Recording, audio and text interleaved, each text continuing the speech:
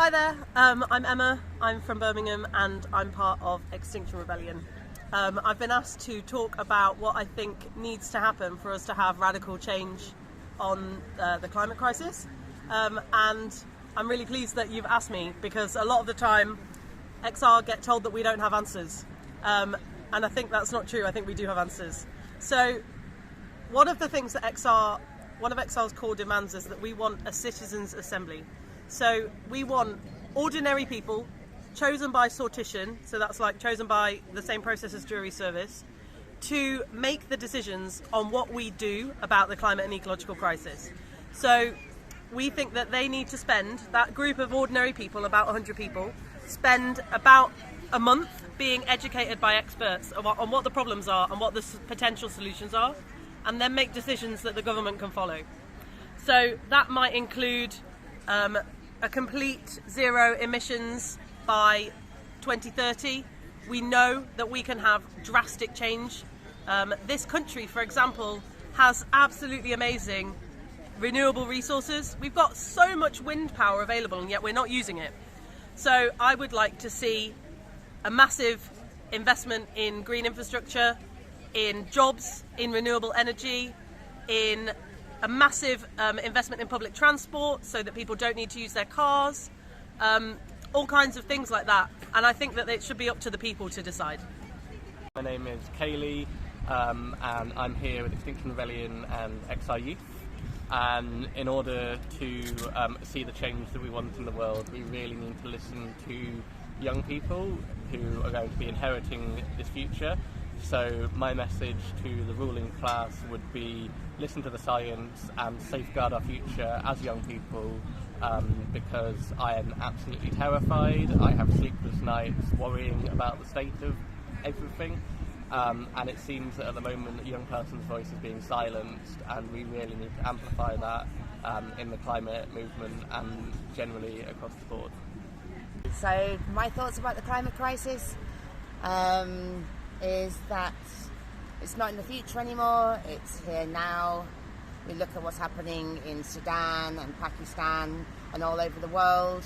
The climate crisis is here, and we're not seeing the worst effects in this country yet, but we will do.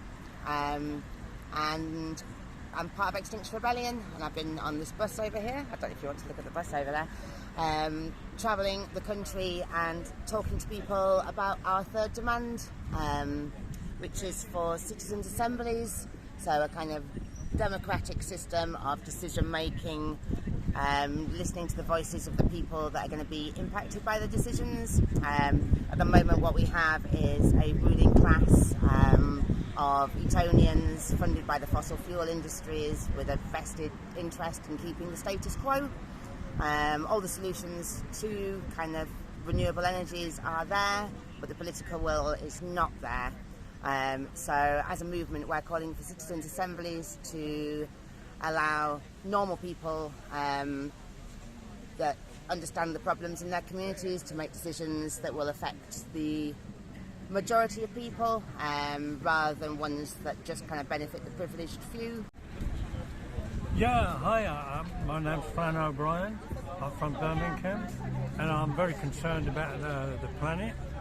I have a granddaughter, and I want a planet for my daughter to be able to live on and enjoy like I've been able to. And the biggest concern for me is fossil fuels. If we don't get ourselves off fossil fuels, we're cooked, man, we're cooked, you know. That planet's being ruined by fossil fuels. They've had their day. We need to wean ourselves off them.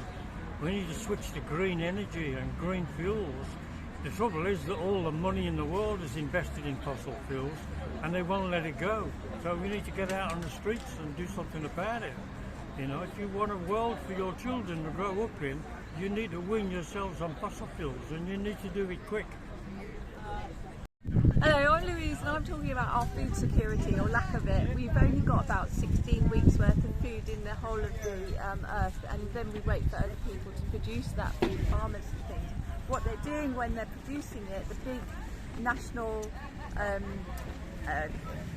companies, they are polluting our rivers. Like the River Wye is being polluted by farmers feeding chickens, and they feed the chickens on stuff that's grown in the Amazon. They cut down the trees to grow this soya beans, and then they feed that to the chickens, and then the chickens effluent pollutes the waterways, and it means that the fish die and our environment degrades, and we get cheap chicken, but the actual cost of the chicken is so much more to the environment and to our own security on this planet, because we're cutting down trees that are contributing to, you know, reducing our carbon dioxide.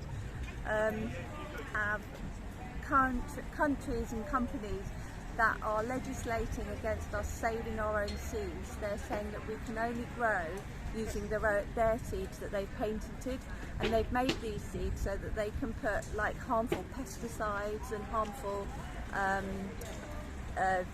things into the earth so that they can grow the seeds. But what we're actually doing is we're degrading our soil. Our soil is made of hundreds of thousands of organisms, and when we put these pesticides down and when we put these things down, they kill what's in the soil, and what you end up with is things like the Dust Bowl that we've got in America, where there's no soil left, it's just dirt, and they just put fertiliser on the dirt and they grow the seeds in the dirt. But that's not a healthy ecosystem. That's like what we do to our own insides with antibiotics. It destroys the actual biome that helps us all survive and live in harmony with each other. Hello, I'm John. I'm an architect in Birmingham, and I want to talk about what we can do with our buildings.